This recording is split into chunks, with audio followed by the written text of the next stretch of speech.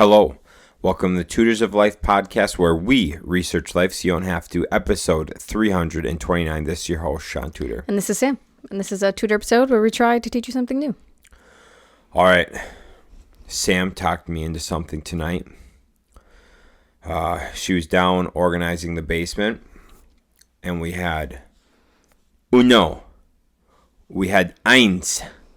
We had one box of white cheddar shells, probably from circa 2022, sitting down there. Yeah, the expiration date was September of 2023.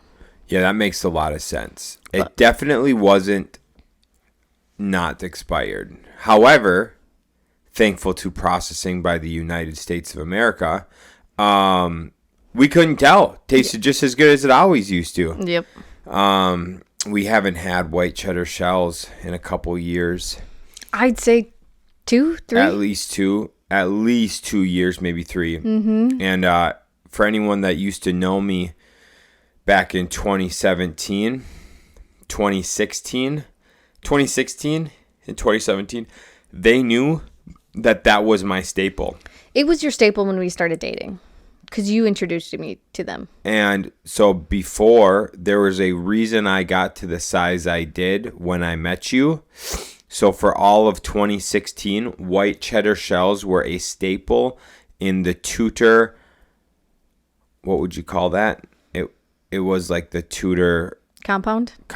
Let's do that. Yeah, that's awesome. The Tutor compound. Mm-hmm. Me, Craig, Kyle, and then I'd go hang out with Ryan and Cody all the time and just fucking smack burgers. We would always go get the 80-20 burgers from Quick Trip, because Quick Trip was right down the road from where we lived and Ryan lived. Yeah. Boom, pick up a pound of that. Pick up a box of white cheddar shells. Ryan and I cook it all up. Bam. We have our meal there. He gets half, I get half. Life's good. We didn't eat the whole box. There were some leftovers this time around, because I'm not the same mass I used to be, let's say. So anyways, for those of you wondering if it's been a while since you've had the white cheddar shells, they are as good as you remember them to be. Yep. They will not be coming into our house again. No. That was like a when in Rome. I honestly my whole plan was to eat them while you were gone this weekend. Are you serious? You were gonna not let me enjoy my last meal? Mm-hmm. You know when people ask, like, what's your last meal? Would it be white cheddar shells and a burger? What's your last fucking meal, dude? Here it is. I'm sitting down. I'm gonna even make it myself, dude, because I had perfected the making of it. You did a good job. You did a great job. I'm limiting you to 1 minute. I'd get some white cheddar shells, and I would do probably 3 third-pound patties with cheddar cheese on it, and I would cook it to a nice medium rare. Just lightly cover it in ketchup, and god dang, I'd eat it all. That'd be my last meal. No red onions, no pickles, no nothing? I would just do the OG. It'd be for old time's sakes. Mm-hmm. Just to bring back all the feels before I die. Nice. Good for you. The last meal. So I'll never be doing that again, because I'm not going to die. Anyways, what's up? What are we tutoring about? Had a good weekend. Weekend was good. Hung out with the boys. You did? Went and did the boys golfing. Mm-hmm. Turns out I love golf. Again. I had to take a month respite because I hated golf. I was like, fuck this sport. Done. What changed? I quit trying. I quit caring. And I just went to have fun. And worked a lot better. And what happened today when we went to practice? I started trying and my stuff started falling apart. Mm-hmm. And I started getting a little irritated. And then Sam goes, you have to stop caring. You have to stop being a Karen. You're caring too much. Mm-hmm. And then I quit caring and then started soaring them again. Yeah. When Shaun starts going, fuck, god damn it, then I know he's caring too much. Yep. So, yeah. So, anyways, yeah, I did some golfing with the boys. Hung out with the guys, which was fun. Haven't seen a number of them since last year at this same time, and so it was good to catch up, reminisce, and talk about just see what everyone's been doing the last year, see what everyone's got going on moving forward. That's cool. Yeah, it was really good, really fun. I enjoyed it a lot. Then went to Casey's wedding, Casey and Jada's wedding. That's fun. Yesterday, a lot of fun. Hence why podcast is coming out late. Yep. Because Shaun literally got home, we meal prepped, got ready, and left. That's it. It was fun.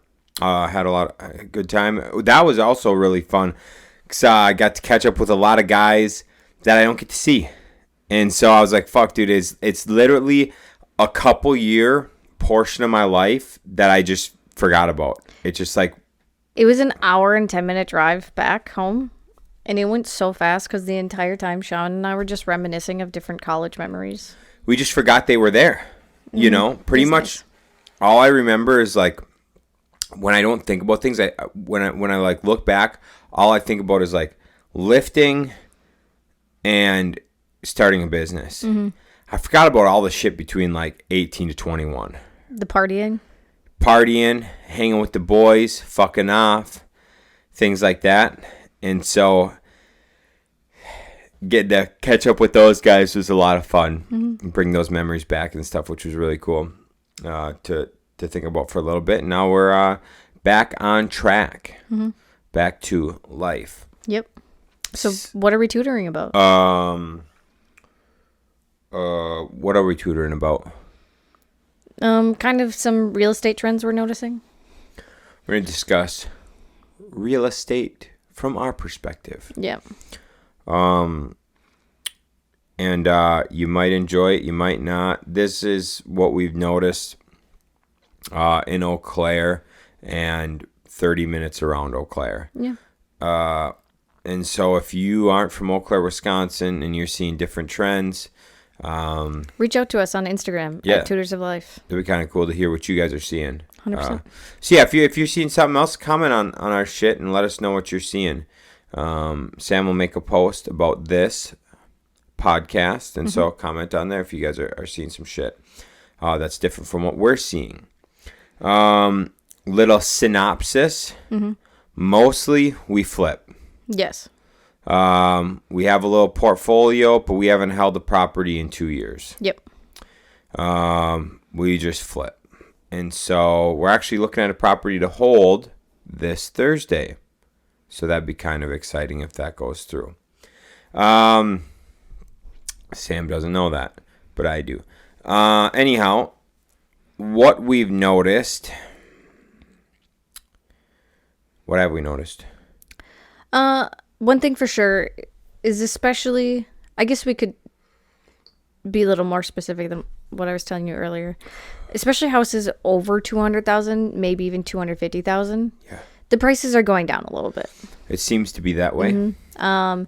If you look on any like city, so like we mainly obviously look at Eau Claire and Chippewa. There are a ton of houses for sale.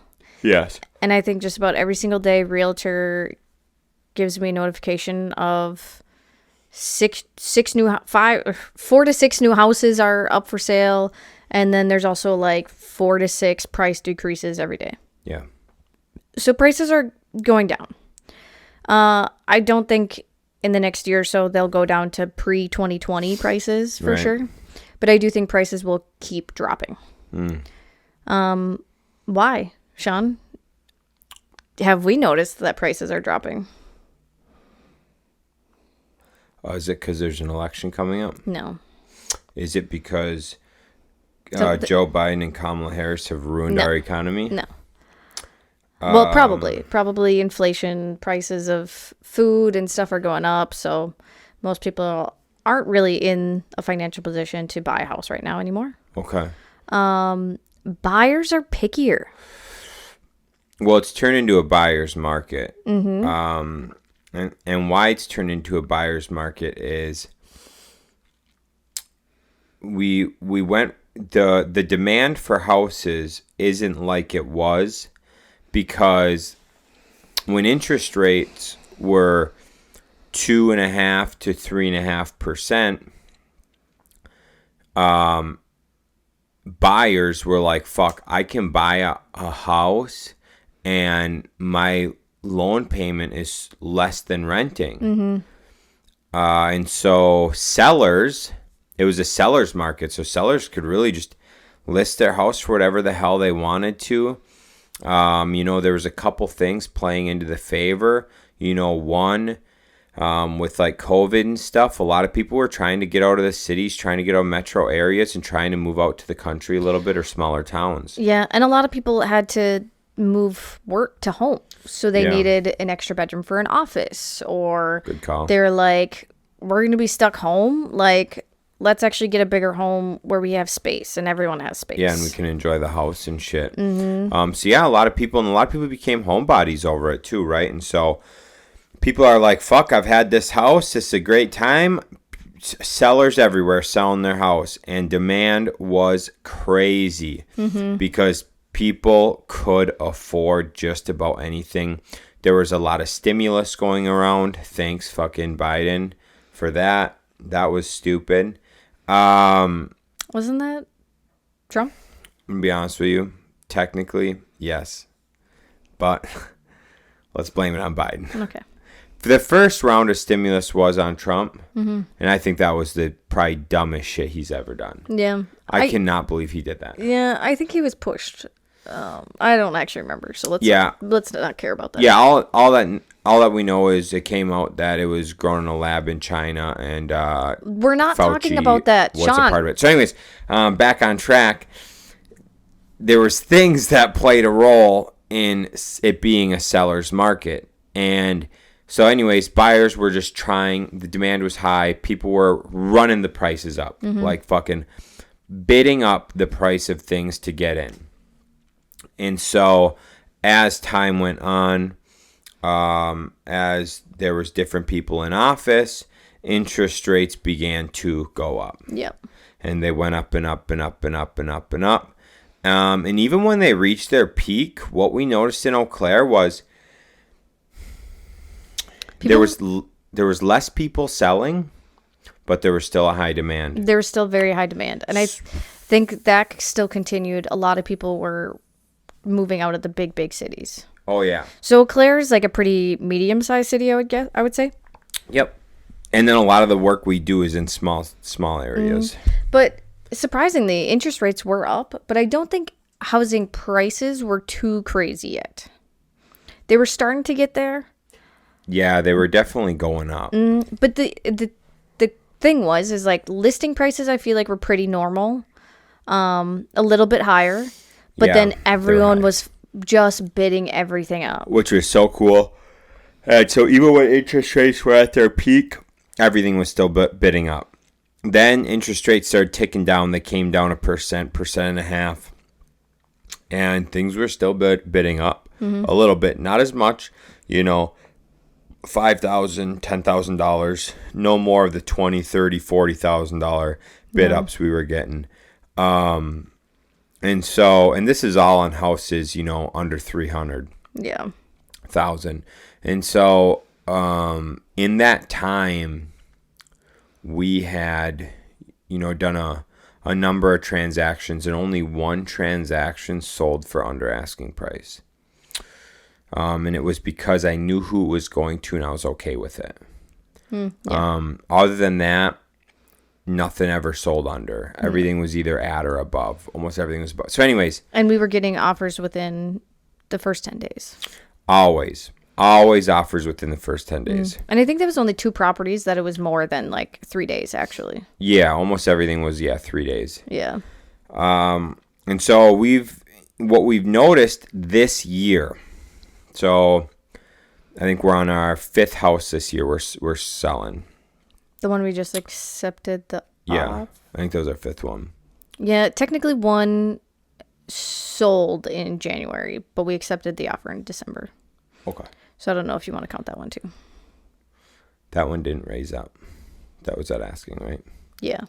Yep. All right. So the last 5 houses this year, the last 5 houses we sold or got an accepted offer on were all at asking.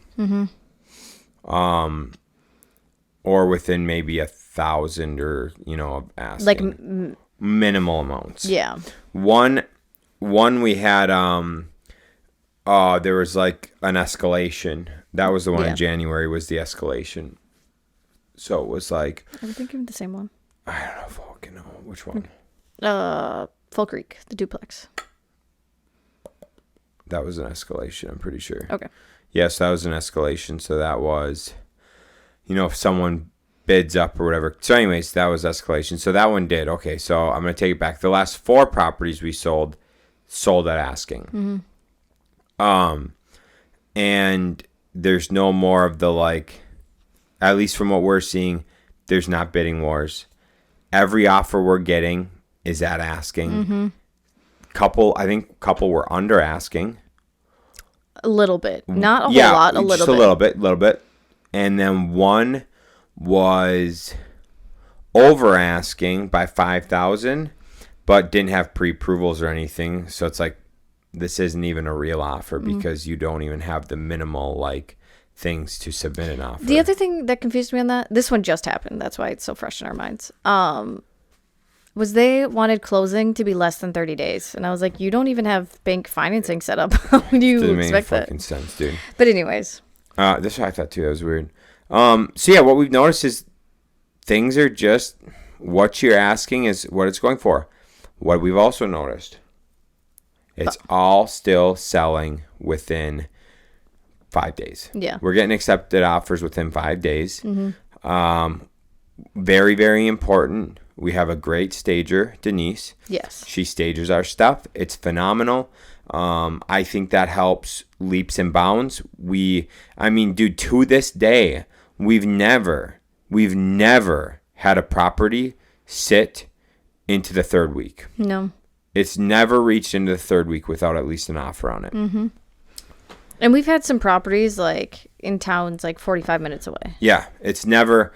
We've never had something 2 weeks without an offer. Yeah. Never. Never had something 2 weeks without an accepted offer. And so, yeah, it's the staging is. I think staging is absolutely crucial. And I think that plays into a huge role of why we get offers so fast. The last thing I've noticed on the last 4 houses. It's only been a couple offers. There's only been 1 to 3 offers for all the houses. Yeah. A lot of people walking, not very many people offering. 100%. Yep. And so they're getting a little pickier. And the last thing we've noticed is motherfuckers are getting picky. So picky. So nitpicky that they're willing to fight over $500. We sold a $375,000 home. Out of the kindness of our hearts, we were going to supply a home warranty. So we're going to supply a home warranty. We didn't tell the sellers this. It was put into our. We didn't tell the buyers this. We're the sellers. Didn't tell buyers this. And it was in our closing statement. Buyers do their final walkthrough.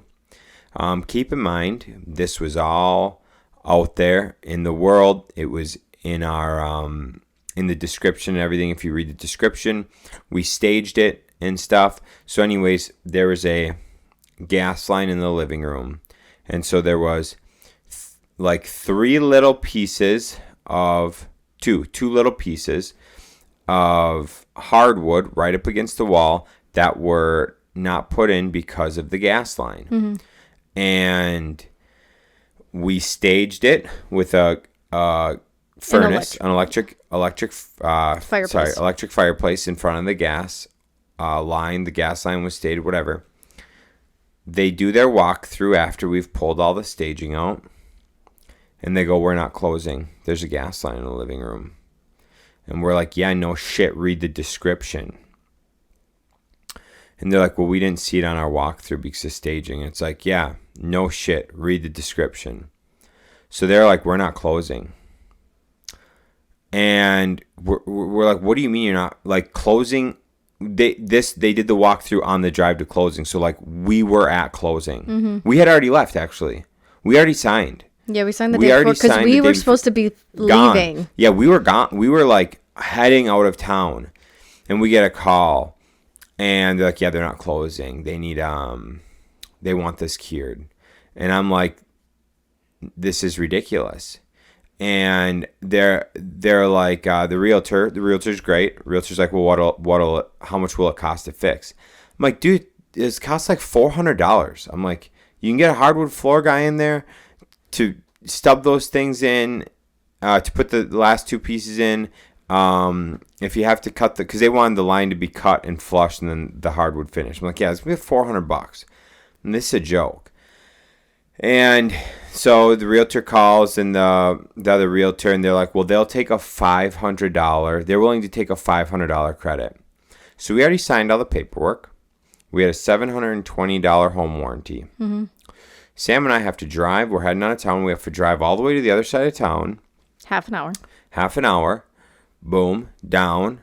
To give them a $500 check. While we're there giving them the $500 check, we remove the home warranty for $720. So they go in, they close, and at closing they see that it had to get changed, and they go, well, where's our home warranty? And the title has to go, well, because you wanted this $500, there was nothing in the contract stating they had to supply that. They were doing that out of goodwill, and so now that you did this, they remove that. And they're like, well, we want it back. And they're like, that's not how this works. Mm-mm. And so they had to sign the papers. And so here's the deal. You're going to get picky over $500. Them being picky costs them $220. And then if any of the appliances, there's 2 furnaces, there's 2 ACs, there's 2 kitchens. Any of those fucking appliances fail, there's in-floor heat. Mm-hmm. You know, there's fucking another water heater. Over $500. Mm-hmm. Dude, you got to be. And this is not the only time. Boy, that's not the only time. We've had. So, we want the GFCI replaced. You fucking kidding me, dude? You can have an electrician come in and do it for under $75. Do you remember we did that? That we wanted GFCIs changing stuff? Mm-hmm. On our very first house we bought. Keep in mind, my love. Shut up. Just saying.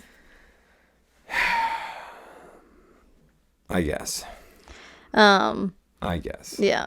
But the things like we've noticed is like if a house isn't perfect, like if it's not move-in ready perfect, they don't want it.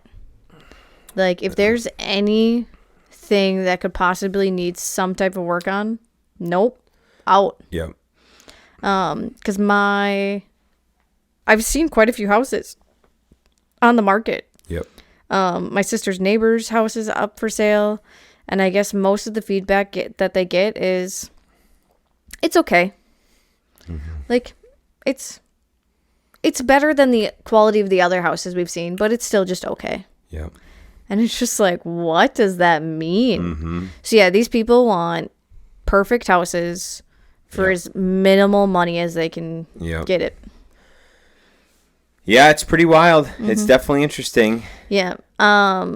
Another like thing we've noticed especially is like inspections. We've been doing a lot of pre-inspections now on our houses. We've been doing pre-inspections. If you're a flipper, I highly suggest it because you can mitigate a lot of those things that pop up before you even get it listed. Yeah. So that's what helped us with 3 of the last sales we've had. Yeah, 4? we didn't do one. Yeah. Thankfully they didn't call for an inspection. Yeah. Not that like the thing is we address the shit like when we go in we address the shit. Mm-hmm. Sometimes we miss stuff. And so like we're not testing every single thing when we go through flips. Right. And that's the reason we get we pull an inspection is because you just to like double check our work. You know, we had an outlet that was already in a house that didn't work. Mm-hmm. And then come to find out the power was just in the wall, not hooked up. Mm-hmm. And so it's like, there's things that is nice because we're not testing every outlet. Right. We did start that. That's a rule that's something the guys do now is test every outlet after that happened. But, before we didn't think it was necessary to actually have to go around, check every outlet, everything works and all that shit. Yeah, it's such a buyer's market right now. So yeah, pre-inspections are just the best right now because you don't want to be. We have some other flippers we know that accepted offers with inspections. The inspections come back not good. Yeah. And then they have to scramble to try and get those things fixed in order to close. Yep. Or back out of that offer. Right. The nice thing with the pre-inspection is like one of the property that we just accepted an offer on. There were some things that we left on the inspections. That we didn't want to do. Yeah. So. But the people going through the walkthroughs immediately knew about them. Yeah. So it wasn't like they were walking in blind, like they didn't know about any of these issues. Like, no, like, nope, here's the inspection, here's these things like that are wrong. Yeah. And then we were able to price accordingly too with Right. those things wrong. Yeah, absolutely. So yeah, I mean, the other thing with buyers like right now, which we've kind of, one of the things we just kind of learned today actually was, there is a good chunk of population trying to move out into the country, especially places with land. A lot of like smaller cities, bigger cities, property taxes are going up extremely. You're right. Absolutely. So we just learned like one of the smaller towns around Eau Claire, their property taxes are going up by 100%. 100%. They're going up. And everything got reassessed by the city. Yep. Everything got reassessed. Plus, they're trying to pass a couple. I think they did pass the school referendum. Yeah. And then they're trying to pass something else. In that same place, there's a couple places around like this. They do the water, sewer, and garbage. Yeah. And the prices of that have gone up drastically as well. Mm-hmm. Dude, there's something about having a well and a septic and not being holden to the city for that. So people are moving out of towns with higher property taxes too. That's also why I think a lot more people are renting now, is because that is a major expense you don't have to worry about. Yeah. And I mean, we have it where a couple of our properties, we got them assessed from the bank because we got loans on them. And, they came in at whatever they came in at. Then we got our assessment from the city, and it was 25% more than the fucking evals we just got from the bank. Mm-hmm. Like, the bank just did them, and they're saying it's worth 25% more. Two of the properties, they had valued at 100. It was 150,000. No, sorry, 250,000 over purchase price. Mm-hmm. 250,000. It was 3 times the purchase price of the property they had the property valued for. The properties weren't even able to be moved into. Mm-hmm. You couldn't even live in them. Mm-hmm. And they fucking valued them that high. We called them. We said, what the hell is this bullshit? They said, sorry, you have to pay it. And I said, what do you mean you have to pay it? They're like, well, we only do our assessments in January. And I said, I bought the property in fucking July. Yeah, you can see what I bought it for. Yeah. And they're like, no, you have to pay this. I'm like, this is the biggest bullshit ever. We can reassess for next year, though, Shaun. Yeah, they're like, we can come reassess for next year. I was like, next year I won't own these properties, you fucking idiots. And so anyways, property taxes are interesting. That's one thing we've talked about, like when buying a house, like our personal house. That's something we actually look at. It's always been a criteria for us, actually. Yes. Especially like our first house, that was a big thing that we looked at. Because there was a couple properties we really liked, but the taxes were like $5,000 a year, which is, what is that, $600 a month? Something like that, yeah. No, that's stupid. I'm dumb. $400 a month? Yeah. And then we ended up buying one that, like, it was at like $1,500. Yeah. So I would much rather pay $120 a month than. I think by the time we moved, it was at $2,200, but still, it was good. Yeah, like you can imagine what the other one would have went out by then as well. Truth. Truth. That is like one of our conflicts with this house that we're in currently, because we're in Eau Claire County now, so taxes are a little bit higher, but we're only we don't have as many school or something because ours is still way cheaper than other places around Eau Claire. Yeah. And there's an area we'd like to move to, but the property taxes are like a few thousand more a year. That's hard to swallow. Yeah. It's almost doubling. It'd almost be doubling what we pay in taxes. Yeah, that's something to definitely think about is your taxes. Yep. But so that is a big reason why there's people moving out into the country more, and especially places with land. Land prices are pretty outrageous around Eau Claire. Very outrageous. Yeah. I think you can get like a quarter acre for $50,000 in town now or something. I think it's like 30 or 40, but yeah. But yeah, so those are just like some things we've noticed with buyers lately is they're picky, but they also want to move out to the country. Yeah. Yeah, because the one house we just accepted an offer, we're selling, accepted an offer on. It's outside of town in the middle of nowhere on a little 2-acre plot. Yeah. It's a nice fucking lot. It is a nice lot. It's very secluded. They have a nice tree line next to the highway, so you can't hear the road much. Well, it's not even a highway. Is that? That's it's a county highway. County highway. Okay. So yeah, a county highway. So you don't have a whole lot of people going through there. No, when we're out there, dude, there's barely people driving by. And the person who's buying it is moving out of the city to go there. Yeah, it's pretty crazy how things are. Well, actually, Ryan, I think, told me about this. There was a lady he was talking to who was selling her whole portfolio in Eau Claire, which was like, I don't remember what he said, over 100 units or whatever, selling all of it and 1031ing it into small towns. And all of the rentals were going to be in small towns because they were so sick of the rules, the property taxes constantly increasing, the insurance, and they're like, we're out of here. We're going to small towns with this. Oh, yeah. And I talked to, even Ryan said he loves his small town stuff a lot more in Eau Claire. Yeah, I love ours. Our small town shit's the best. We've had the same tenants for 3 years. It's fucking awesome, dude. Oh, and the other one, 3 out of the 4 of them are. I think the 4 out of 4 of them now will stay till they die.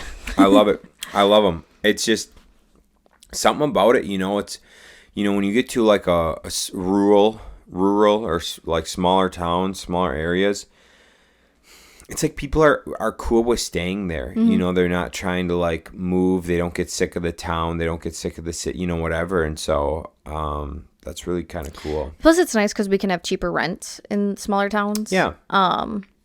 Because I think even in Bloomer, housing prices aren't that much different than Eau Claire. But the amount, I think in smaller towns, the amount of stuff for sale is limited. Yeah. So yeah, those are just a couple things we've noticed with buyers right now, for sure. Yeah, for sure. Do you have anything else to add on that? Otherwise, I'm going to just add in a couple things we've noticed. No, go for it. A couple things to think of, especially in our area. A lot of people have been claiming insurance because there's been storms and stuff. So a lot of people, and there's a lot of storm chasers. We've got friends who are them, and I've got zero ill blood with them. It's a business model. I love it. It's just there's repercussions to things, right? And so it's the reason I've never pulled insurance. It's the reason I will only pull insurance if absolutely needed. And it's because insurance companies cancel. Cancel people. They cancel policies, things like that. And so, I know it's like if you want a wood, you can no longer insure a wood furnace. Wood stove. A wood stove. You can no longer insure a wood stove in a house. So you can't, if you've got a wood stove in your house, you cannot insure that house. and this is for like the Eau Claire area, you can still have a wood fireplace and get that insured, but it goes up. Right now in our area, a lot of insurance companies are canceling apartment buildings 5 units and more. They won't even write a policy on it. And we noticed this. We shopped around insurance a lot because there was a huge discrepancy between, we priced out 5 different companies, 4 or 5, I think 5 different companies, insurance companies. Maybe it was 4, whatever. And there was a huge price difference between them all.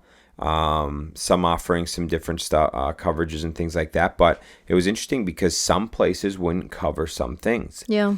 And so sewage backups is a common thing that is not covered. Yeah. Oh, dude, guys, you have to. If you own a home, or you own rentals, sewage backup is always an auxiliary. It's always an addition. And we had no idea.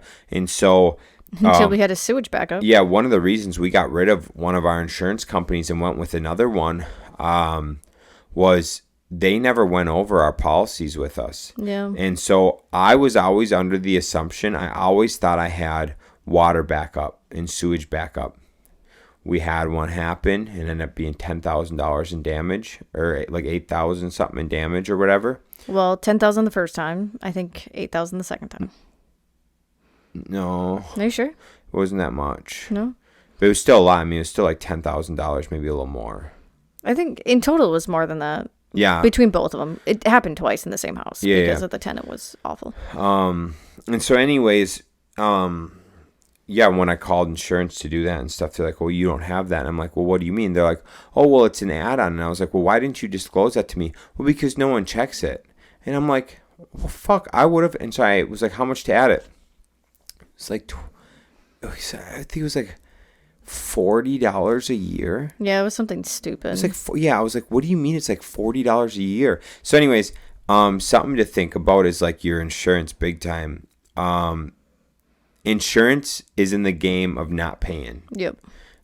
Insurance, there's a reason that when you go into a town, the biggest buildings are banks and insurance agencies. Mm-hmm. And so banks and insurance are in the business of making money. That's just how it is.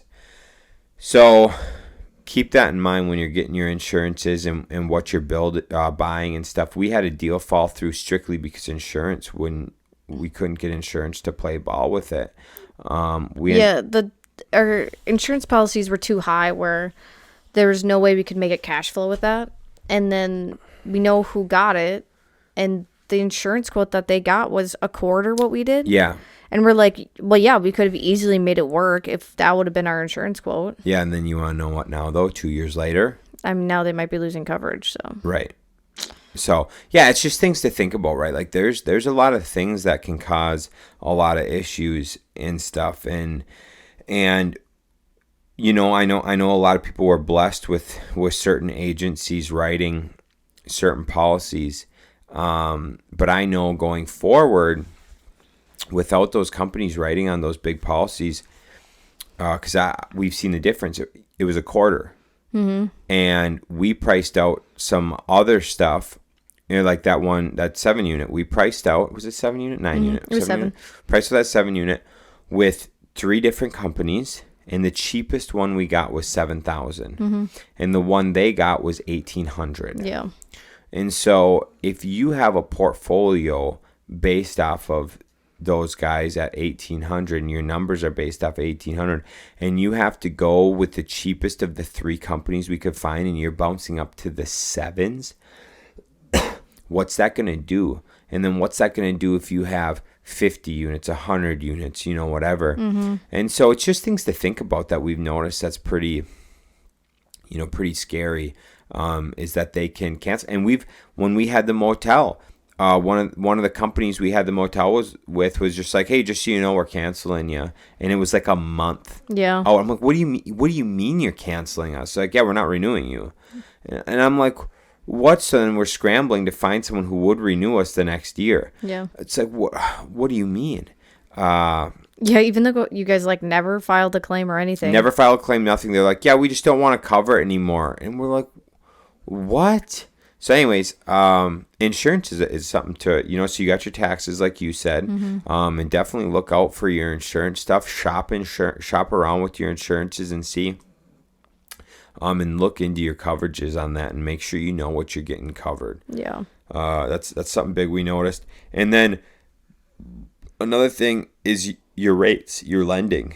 Yeah. There's a lot of different ways to skin that cat, especially with like flips and stuff for burrs. Well, even with some of the banks, it seems like even for personal home loans, like some banks can get the rates a little bit cheaper, and I'm like, I don't know how you can do this, but okay. Well, you remember when we did with Security Financial Bank. So you and I were like, hey, we want to get a loan. And for some reason they wouldn't approve us. I don't remember why. I don't know. They're like, yeah, we can't approve you. But they're like, we're looking at your financials and we're looking at what you have in the bank, and all this stuff. And they're like, we don't even understand why you're not getting approved. We will do an internal loan. Yeah. So we'll do a loan within the bank. Right, yeah. And we got it at 2.25% when everyone else we knew was getting 2.75 to 3.25. But we also did a 10-year loan. That's true. Yeah, we did a 10-year loan. And so it's things like that that's kind of interesting. So yeah, it varies quite a bit. I mean, bro, we'd only have 6 years left on that. Not even 5. Let that sink in.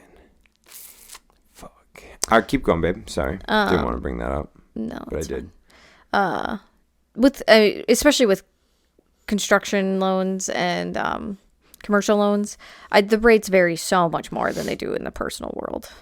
Oh yeah. Because basically, like, I don't know, is there a rhyme or reason for it, or do they just kind of, they're like, oh, we need to make money, and commercial's the best way to make money? What do you mean? Like for rates. Why rates differ? Yeah, and like the commercial and construction side more than residential.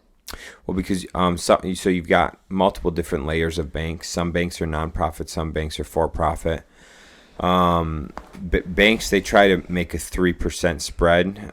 So if prime, if it's at 5%. So if the federal rate's at 5%, a bank wants to make 3%, and so if they're lending money from the Fed, essentially, right? So they got to get their money from the Fed, then they tack on their 3%, so they make their 8%. Okay. Well, some banks specialize in different things.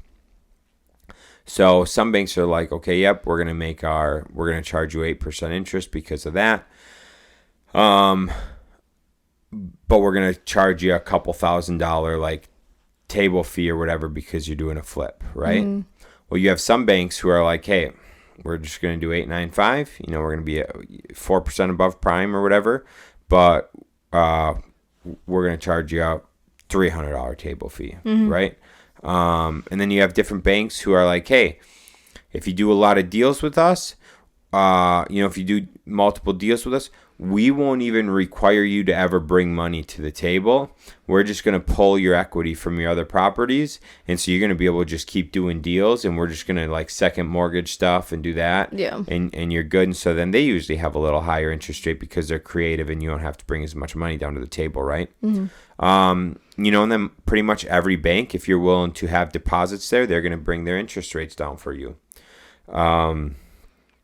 The more deals you have, the more units, the more money you have with the bank, and especially if you have a lot of money with the bank with good equity. So if you're doing stuff where you've got 25, 30% or more equity, and so they're lending at 70, 75% loan to value, they're gonna start giving you better interest rates and stuff. If you're a new Joe Schmo they've never worked with before, probably not the best. You're not getting shit. And that's just how it is. But then you got places like credit unions. Credit unions are nonprofits, and so they don't need to make 3%. They can make 1.5%. And then they get incentives to fund certain types of properties. They want to see whatever, they want to see more rentals in this realm or whatever, and so they're able to be more creative and more competitive and stuff. Yeah, because we got a really good interest rate on, because we have like quite a few properties that we knew we were gonna just hold. We're not gonna sell anytime soon. We're gonna just hold these. Yep. And so we were able to put them in one big portfolio loan. But keep in mind, the places with better rates, almost always the place with better rates, require way more red tape and paperwork. Yeah, it was a lot. Way more. Way more. To the point where, like, we question it. We're like, is all this extra shit worth the, at the time, 0.75? No, sorry, 1.5. It was a 1.5. Is it worth the 1.5? But it was a interest rate difference. Better arm and... Well, that's if you were to go with the standard. Since we got the better arm and did all that stuff, it was a 0.75 difference. No, was it? Yeah. But anyway, so when you look at like apples to apples comparing, it was 1.5% better interest rate. And so it's like, yeah, it's worth it to do it. But we've tried using that same credit union for doing a flip. Oh, no. Not awesome. No. Not awesome. To the point where, like, it was coming down within 2 days of closing. We have 45-day closing where we were like, oh, I might have to buy this bitch in cash. Yep. Like, it was bad. It's not. It's and that's part of the deal, right? Is like, I've built some good relationships with a local bank here, and like I messaged them today on a property. I'm like, hey, will we be able to finance it in 10 days? Yep. And so they're fast to close. They have all my stuff. They know I'm good. I've had 20 loans with them, and I've never been late, never anything, And so, there's pros to that. But I pay them 4% over arm on my interest rate, and I'm okay with that. Because they treat me so right that, I'm fine with that. They could charge me 5, and I wouldn't even give a fuck. I hope they're not listening. Yeah. Even thinking about that, like, I feel like getting our HELOC on our personal home was easier than getting the HELOC on our portfolio loan with that. It was. It was. Yeah. That's the difference between a local bank and a community bank. Yeah. I think the most important thing you could do if you're getting into the real estate world is to develop relationships with local banks. What are they called? I don't know. Community banks. Yeah, sure. Yeah, community banks. Forming relationships with community banks is the best thing you can do. Pretty much almost all of my shit's done with community banks. And then if I build a portfolio, I transfer it to a credit union because they're, or to a DSCR loan. I haven't personally done that, but I've heard really good things about it. And so that's just kind of things that you learn as you do it and stuff. But yeah, a community bank's the best relationship you can make. So what else have we noticed in real estate? Sorry. Lately? Yeah. People are buying land. For People sure. are buying land. I will say this. Josh and Audrey, they were my first business coaches a few years ago. 3 years ago. Yeah. Well, fuck, almost 4 years ago. They told us, they said, right now, pretty much everything we're telling you doesn't matter. It's a buyer's market. You guys will just be able to sell everything, and it's going to bid up. They're like, you're going to get to a point because it was a seller's market in 2020, yeah. Yeah, it was a seller's market in 2020 and in 2021 and 2022. And so anyways, they're like, this is because they flipped through like 2010, 11, like the worst years to do it. And they said, what you're going to learn is the house has to be move-in ready. Has to be done nice. You can't cut corners. You can't do like lipstick flips. You have to do nice quality flips. You have to stage them. You should pre-inspect. Like as the seller, you really need to embody like good standards, good practices to be able to sell your houses, because they said places are going to sit. And if your place sits 30, 60, 90 days and that's money you can't reinvest, that's holding costs that are ticking you down. You can't have that. You need accepted offers as fast as possible. And that's what we learned. Like, we will accept an offer in 3 days if it's like, all right. We don't even chase good offers anymore. We're like, this is a fair offer. We'll take it. One property, we're like, we'll wait. That was the biggest fucking mistake of our life. Because we only had one offer, right? And we're just like, well, we'll wait for more. One offer at asking. And we'll wait for more. And it was the worst mistake we've ever made. And that was a year ago? No. Yeah. That was over a year ago. That cost us over $15,000. That was a big, big mistake we made. Unless if it's like something where, like if they were like saying, I don't know. I'm just saying fair offers. Yeah, fair offers. Yeah, for sure. It's all. I mean, it's so much about your speed, about turning it, getting it done, and getting it gone. Yeah. And so it's you learn this stuff as you do it. You know. There's one thing I just realized in my head. Okay. So houses, especially under 250,000, are still selling pretty well for the most part. Oh yeah. One thing I will say. Just from the stuff that I've looked on Realtor, so there's no like real value or like stats with this. Houses with outdated kitchens sit on the market longer. Yeah. That makes sense. I've seen so many houses still up on Realtor with very outdated kitchens. This is what I'll say. I think Sam should be a realtor because she fucking looks at houses every day, no matter what. If I'm like, hey, what would something be? She's just like, well, I know what every house is selling for in Eau Claire. So around this, I'm like, what the fuck? So if you are wondering what something's worth, Sam probably knows because that's all she does. Right now, there's a lot of ranch style houses with outdated kitchens up for sale around $275,000, which I think is very overpriced. It wasn't overpriced 3 years ago.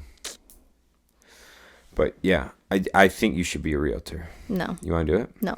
I think so. No. Okay, anyways, what's next? Yeah, land. Yep. People like land. Yeah, we've been trying to look for just land, especially up north. And anything that is worth a damn sells very quickly. Yeah. Otherwise, most places with land is way overpriced. But a lot of those still sell too, so I don't know. Yeah, I don't know. There's some things that don't make sense to me. But we know a lot of, or I shouldn't say, we know a couple people that wholesale land and say it's a rockin' business right now. Yeah. Yeah. So. Yeah, it is. Yeah, I mean, honestly, the biggest thing I've noticed, you got to do your due diligence as a seller. Mm-hmm. And if you're buying and shit's been sitting, dude, because shit's been sitting, we've seen stuff on for 100 days, 200 days, and Sam and I have even talked about just throwing offers at them. Mm-hmm. We're not even like in love with the properties or houses, but we're like, if we just start throwing offers, someone's going to say yes. Yeah.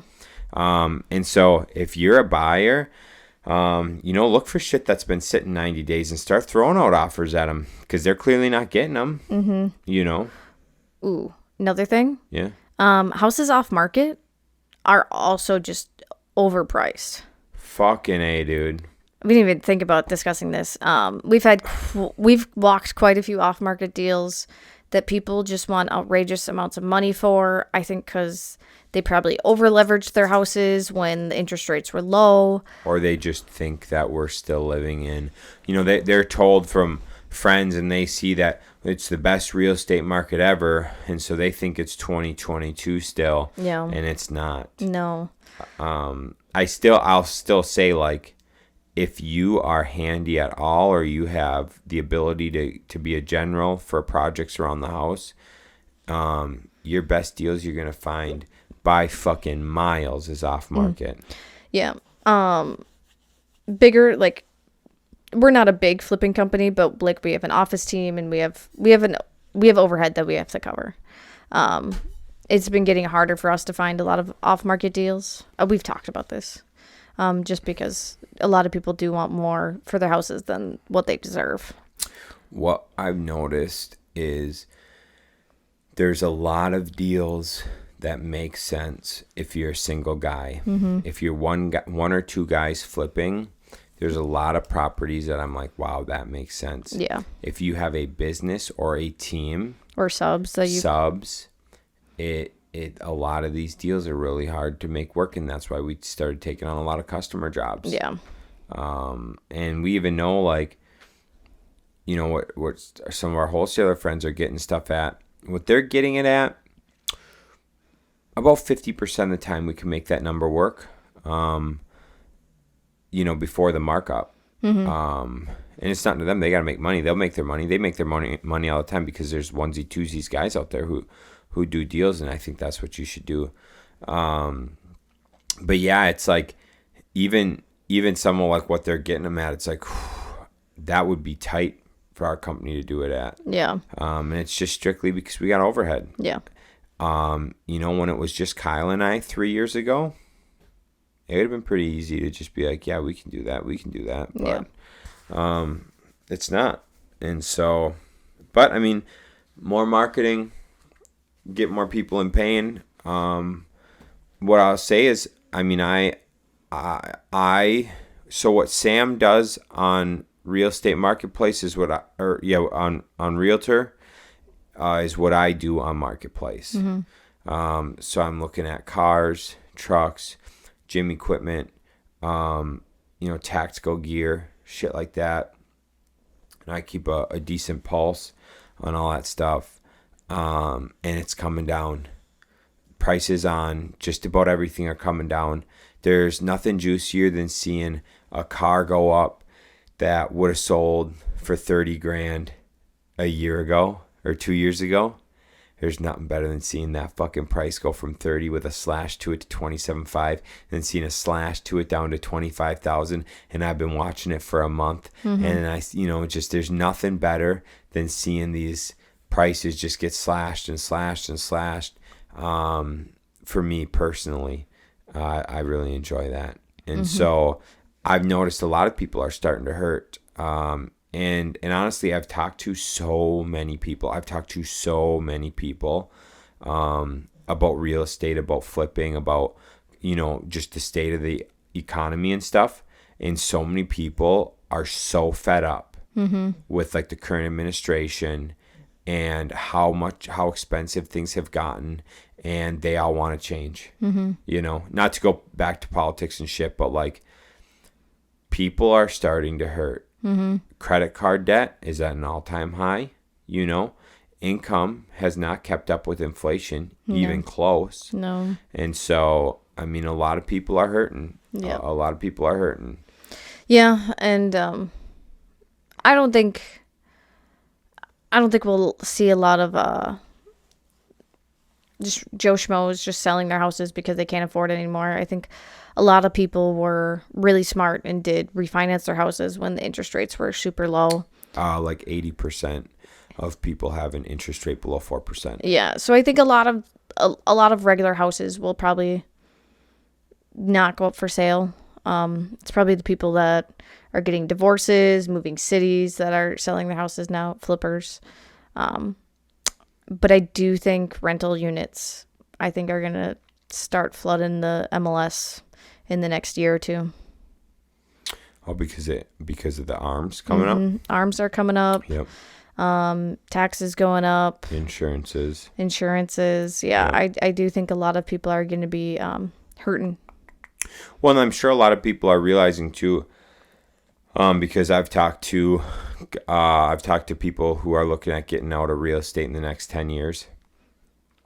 You know, people that have been in it for 20 years, 20, 30 years, and they can't believe what the price of things are to do. You know, these people before, a lot of them would do their own work themselves, but sometimes they'd hire things out like roofs and whatnot. Yeah. And they're like, how in 5 years is a roof triple the price? Right.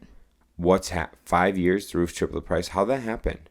And so there's a lot of things like that. Like, you know, all your plumbing, HVAC, electrical, they've all gone up 30+%. Your contractors have gone up 50 fucking percent. I was just gonna say contractors are at an all-time high. Maintenance is up. Fuck yeah, dude. Like, yeah, dude. I mean, you want a good, reliable maintenance guy? That's not somebody on your staff. Dude, $100 an hour. 75 starting. Yeah. And so, I mean, things have changed. Mm-hmm. It's not like it used to be. And materials are fucking absurd. Mm-hmm. Dude, and I gotta say, tenants are dumb as fuck lately. Oh my God. We had some tenants Oh, Christ. reach out about a clogged shower drain. And we're like, did you clean it? Can you come fix our clogged shower drain? If there's hair in there, no. Yeah. If it's actual clog, absolutely. And then they're like, oh, we figured it out. Yeah, 'cause you cleaned it. Yep. What was the other thing? Oh, the AC's not working. The house doesn't have AC. Yeah, dude. Yeah, the AC don't work. Yeah, well, there's a reason. And then we had another tenant bust off a handle of their bathroom faucet. And I was so confused how. Yeah. So, tenants have gotten dumb and unhandy.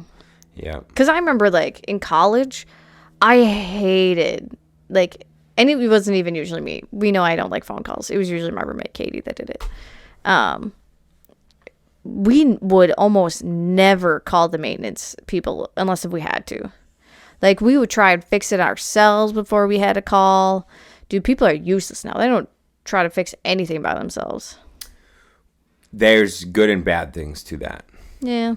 Good and bad, for sure. I mean, a lot of stuff that we ever had to fix was like, oh, the faucet's leaking. We could change out a faucet. Right. Turn off the water. Put on a new thing. Yeah, it works. It's kind of like, there's a lot of things. I don't necessarily condone it because I know people's mechanical ability nowadays. Mm-hmm. But, like, when I think about my dad's generation, those fuckers fixed everything. Mm-hmm. They did everything. And so, having people like that in the world, it's just too bad that our generation's not like that. We can finish this podcast with one funny story. All right. Of when I was a tenant. One of the houses we just had moved into this house. It was the end of summer. End of summer, we had moved in that June, and they redid the road over the summertime in front of our house. And so it was getting a little chilly, so we tried to turn on the heat. Nothing. So we're like, well, we don't really know anything about heat. So called the maintenance guy. He walked in, flicked the thermostat on to heat, and said, yep, we're good. And we're like, you don't think we tried that? And he's like, oh. And we're like, yeah, like there's like no pilot light in the furnace. And he's like, oh, interesting. So then he went down there. Couldn't get it on. Was it set 524? 522. Okay, keep going. He then comes back up and he's like, so they never turned your gas back on when they were working on the road out front. So yeah, I'll call Excel to turn your gas back on and then it should work. That's awesome. Yep. That's awesome. Dude, just the fact that he came in and Should be good to go. turned the switch on to heat and just be like, yeah, there you go. No shit, dude. You don't think we didn't try that? It just runs cold air. That's why it's off. That's funny, dude. Dude. So that is my funny story for you of being a tenant. I love it. Yeah. Let us know what you guys see around the country. I do think smaller towns are going to start getting flooded. We've seen quite a few apartment buildings going up in smaller towns around here. This will be the last thing I'm going to mention. Okay. You good? Yeah. I'm just recapping, so you're good. Oh. People are like, rent is too high, right? People are like, rent's too high. Because, for like a 3-bed, 2-bath, we're seeing, like what did we? Well, that one's stupid. That's a brand new thing. But like renting a 3-bed, 2-bath. Like I've got a couple properties for rent. 3-bed, 1-bath, a 4-bed, 1-bath, 4-bed, 2-bath. Anyways, you're 15 to 1900, maybe 2000, right? And these are houses with garages and shit. Yeah. So you're talking you can rent a house for a family. A family allows pets under $2,000. Let me just give you a little synopsis of what you're not dealing with. You're not dealing with the insurance like we mentioned. You're not dealing with the property taxes like we mentioned. Do you have any idea what a roof costs? If your roof goes out and you don't have a portfolio of subs to call like I do, how much you're going to pay retail for a new roof. So we got quotes on the ranch. One of the ranches we rent, 20 grand, 30 grand. She's going to pay 20 to 30 grand for a new roof. Okay. Sure, you can file insurance claim for that, but then your insurance is going to drop you. Right. Next one. What's a furnace run? You got your furnace, you got your AC. If you want a furnace and an AC, say they both go out, you're looking about $5,000 to replace a furnace, $6,000 to replace an AC. That's retail market right now. We do a lot of volume with the guy we do, and so we're getting them at a preferential price because we use them more than I would like. Great guy. Hot water heaters. Hot water heaters, dude. What the fuck has happened to hot water heaters? When we first got into the world, hot water heaters, dude, we were changing out $500. 15,000 or sorry, 1,500 now. You want a new fucking water heater, $1,500. And you're lucky that it lasts longer than 2-3 years. Oh, we won't. We fucking replaced one within 2 years. Brand new one, 2 years shot. So we replaced it ourselves, bought the unit for $500, $600, bought the unit for, installed it ourselves. Bam, 2 years later it goes out. I'm out of town. We have to hire a company, $1,800. Yep. And so appliances as well. Dude. Appliances, windows, any of that stuff. We get our house treated for bugs twice a year, $500 a pop. Every single time. Still doesn't work. Still don't fucking do anything. And these are all things, not to mention if you have a water leak, anything like that. Foundation leak. Foundation issues, grading issues. How you want to know how much it costs to redo your floor? Starting, if you want to get the cheapest floor, if you want to get like the cheapest, you want to just do carpet. So you got to tear out and put in new carpet. You want to tear out and put in new vinyl planking. You're talking starting at $5 a square foot. So let's say you want to do new floor in your ranch house with 1,200 square feet. You're starting at $6,000 minimum. Yeah. Just for your floors. That doesn't include pulling your trim, putting your trim back on, undercutting your jams. Dude, this shit is not cheap. People saying that rent has gone up a lot. It has, but there's a reason rent's gone up a lot. It's because insurance has gone up. It's because property tax has gone up. It's because maintenance has gone up so fucking much that there's a reason, dude, for your peace of mind, for you not worrying about a fucking roof leak or replacing a roof and doing all that shit, new siding, whatever, you got to pay a little more.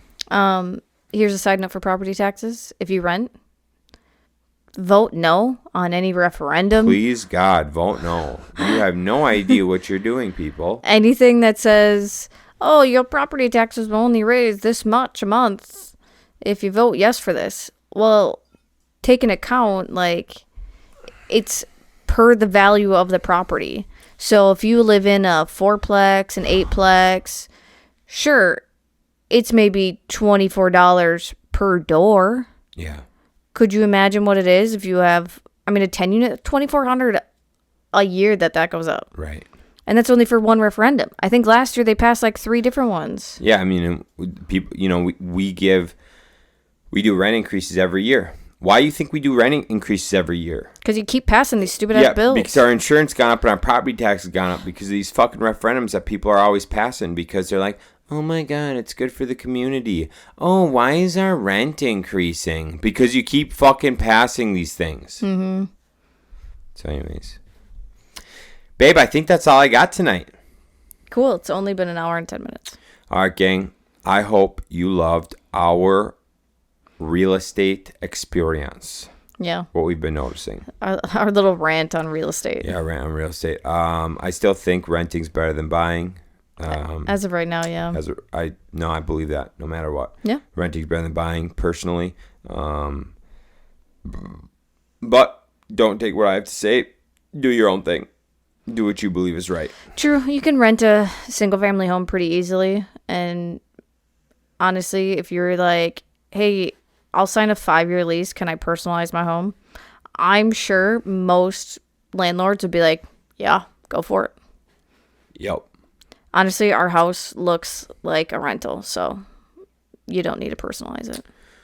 We live in a fucking communist house, dude. We really do. Just by the palette to the color, nothing else. Yeah. All right, gang. Thanks for tuning in. Catch you on the next one. See you.